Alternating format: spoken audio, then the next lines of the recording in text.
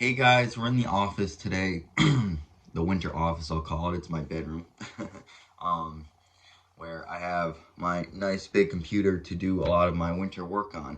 And I don't usually do a lot of indoor videos of me sitting in the office because it's not that entertaining. Um, but a lot of people always ask what I'm doing in the winter. We finally have some snow on the ground, so what am I actually doing? It's cold out. I'm not working outside. We're not growing a lot of crops right now. Um, and it just makes me laugh a little bit because I think some people really think that I just lay in bed all day and don't do anything. When that's really not the case at all. Um, so I wanted to shed a little light on that. So throughout the winter, December I sit and I do nothing. December I sit and I do nothing, just because that's my time to relax, calm down, decompress from the whole season, throw back a couple drinks with friends, and enjoy the holidays like we all like to do. But as soon as January rolls around, that's when I dive back into things, and it's not diving back into the swings of let's go grow a million things. It's winter. This time is the prime time that I use to plan for the coming season. A lot of people might think, oh, why are you doing that in the new year? It's just my schedule. It's what I like to do. A lot of different farmers might have this already done by now. But I like to take that time to relax a little bit. So, what's that mean plan for the new year, the coming season? Well, the biggest thing in that is crop plan. Crop plan. What are we gonna grow? Um, this is my own personal Bible that I make, adjust, and renew every year. Um, Running a diversified vegetable farm, when you're growing over 150, 200 varieties of vegetables a year, there's a lot of time planning and maintenance that needs to go into all of that. Um, so we start at the beginning of January and we start looking at these fun things. These are seed catalogs, really pretty pictures, a lot of cool stuff in here. You can go right online and look at Johnny's selected seeds and actually see a lot of this stuff. Um, but what we're doing is we're planning what we're going to grow for the coming season. And that entails a few things. That's customer interaction with either new customers or customers we've had to see how their experience was last year and maybe new things they're interested in. Two, that's kind of planning and managing our farm stand, the farmers markets we're going to, and the CSA we're doing. Um, and unfortunately, a lot of this is kind of a shot in the dark of we know what we grow. We are always kind of expanding in our business year after year as we grow, as we develop, as we age as a business. Um, so every year we've kind of haven't hit that cap yet, which is not what we want to do, obviously. Um, so every year is a little different. We have to adjust for a little more. We have to adjust for different crops. One big thing for myself is variety. There's always new varieties of things coming out, and we're looking for things such as disease resistance, drought, and rain tolerance crops. Um, Things that I can succession plant, meaning multiple settings of stuff. Um, and for that, let me open a page. No one likes cabbage. We're gonna keep flipping. One more.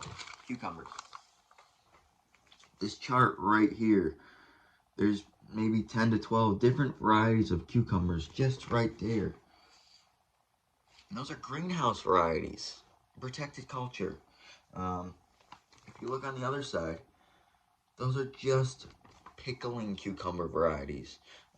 So there's lots of different options to choose from, and it really depends on what your markets are, what you're looking to do, what your management practices are, etc., etc. There's lettuce. That's what I did last night for 2 hours. I looked at lettuce varieties, and you're gonna think to me, why? Lettuce is lettuce. It's not. Lettuce is very susceptible to heat. It likes to bolt, likes to shoot, gets bitter in the summer, right? There's specific varieties designed for your middle summer, your spring, and your fall. So sitting down, I have to look at all those 3 different times of the season, look at the different varieties available that are suitable for all 3 different times of the season, and make it all jive and work in a system. Then I got to think about um, how often I want to plant that lettuce, for instance, how much I want to grow, slash, how much do I think I'm going to sell, and how much I need to order, as well as where am I going to plant that. Because everything has a life expectancy to it. Lettuce is somewhere between 53 to 60 days to its maturity. And that lettuce might sit in the field for a week before it's harvested.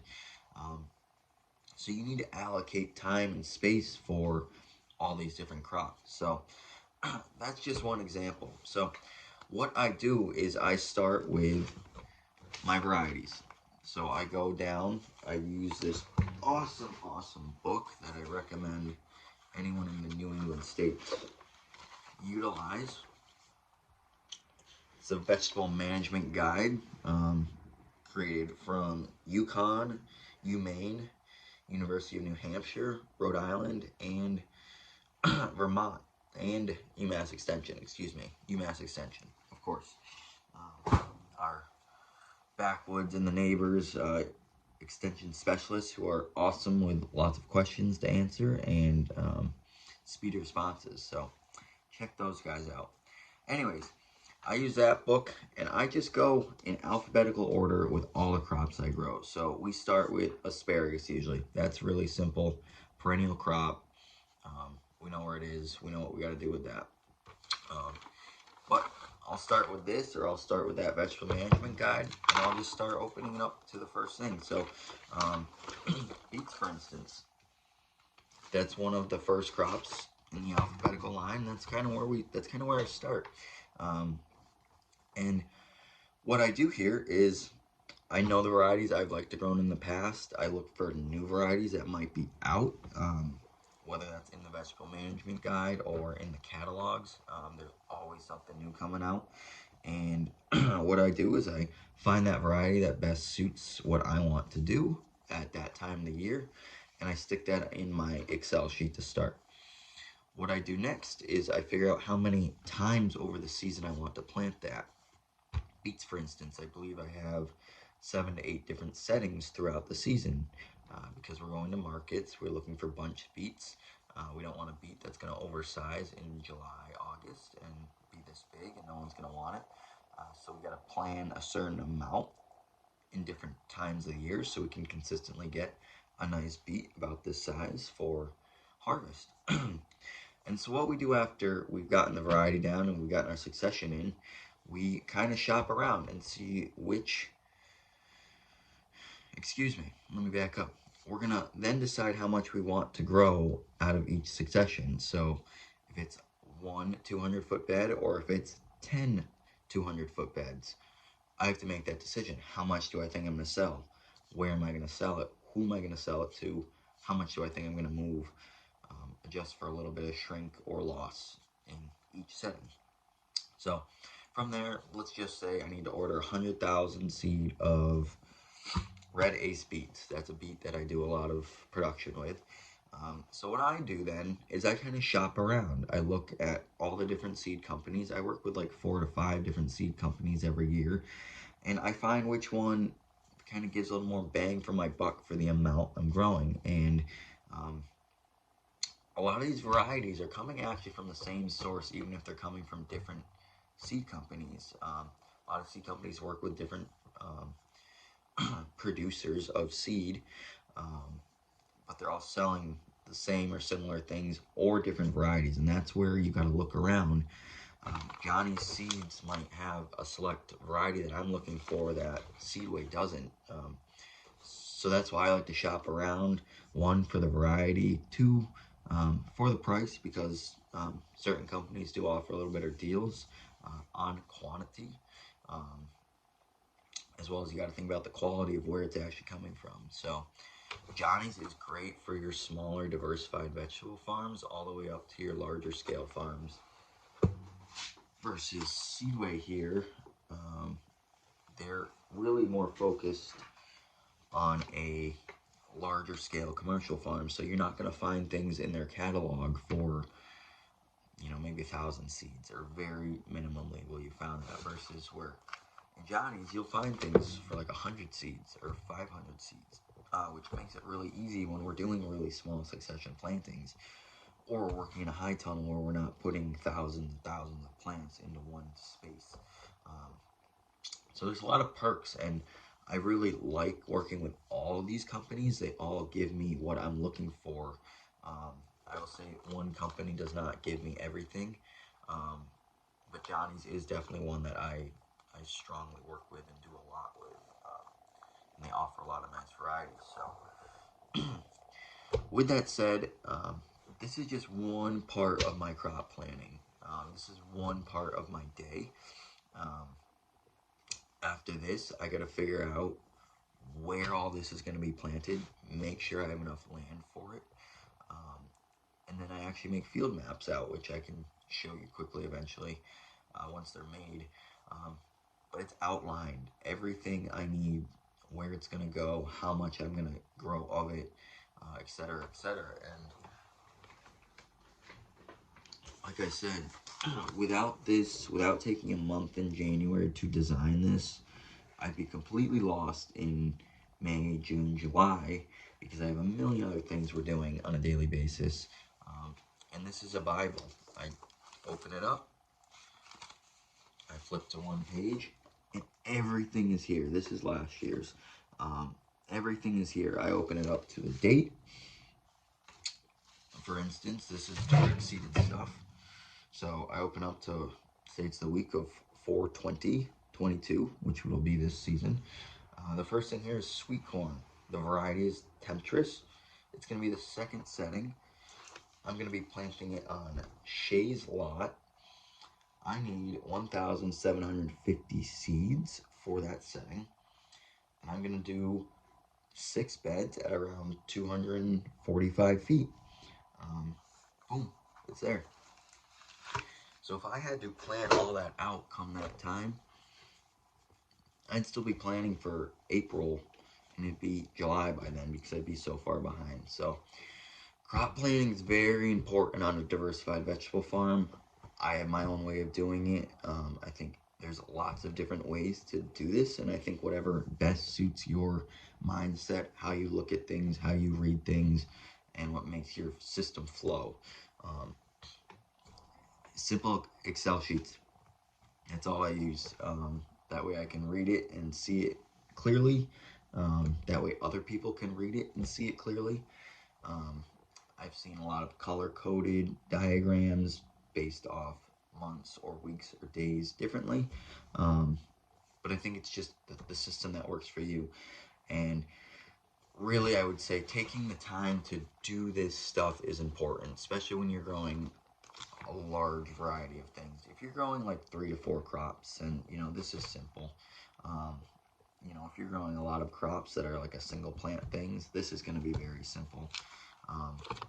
But when you're growing succession plantings like lettuce, I have 21 settings going in just for the main season this year. 21. So there's a lot of planning there, and strategical planning of where things are going to go. So this is what I do when I say I sit in the office all January. And this is just one thing. We do meetings, we touch base with extension specialists, we touch base with our customers, we have meetings in-house between our managers, lots of new things we got to develop and figure out for the new year, the new season, and really reflect and look on everything. What worked, what didn't, what did we like, what didn't we like, what made money, what didn't make money, and look at each individual one of those things and change it, perfect it, make it better for this coming season. So in lieu of that, and not to complain or anything here, I don't get paid to do this. I don't sit here and get an hourly wage to do this. I do this out of the kind-hearted of myself, so I can, not go bonkers in May or June.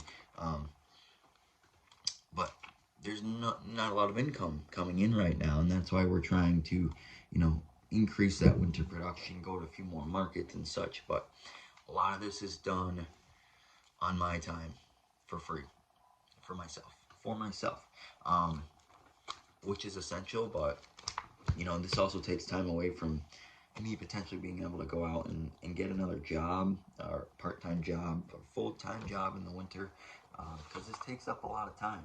Um, Again, it's nothing to complain about. I just, you know, put that in perspective. You know, is, you know, come December, it's like the cash flow stops, and we're still working. Next month it'll be equipment maintenance and all that fun stuff. So, yes, I do work in the winter. I have a part-time plowing job. It's got to snow. Obviously, it's not the best source of income, um, but we're working on that. So, you know, all that into perspective, you know, I love what I do. Um, I enjoy sitting in the office. I enjoy catching another hour or two of sleep in the winter. You know, I enjoy relaxing a little bit more. That's really nice. So, with that, if anyone has questions on how I crop plan, we're going to do some other maybe quick tidbits of what it looks like on the computer, just so you can get an idea of how that kind of runs and operates once I get that going. Um, Please reach out. Like I said, very essential, very important, and it'll help. It'll help. So, thanks for watching, guys. If you like this video, please hit the like button below and subscribe. We're trying to do more and more videos throughout this winter just on what we're going to be doing for the season. Like I said, put a comment below if you have any questions. We'll try to get to you as soon as we can. And stay warm out there. It's finally cold. Thank you. Have a good one.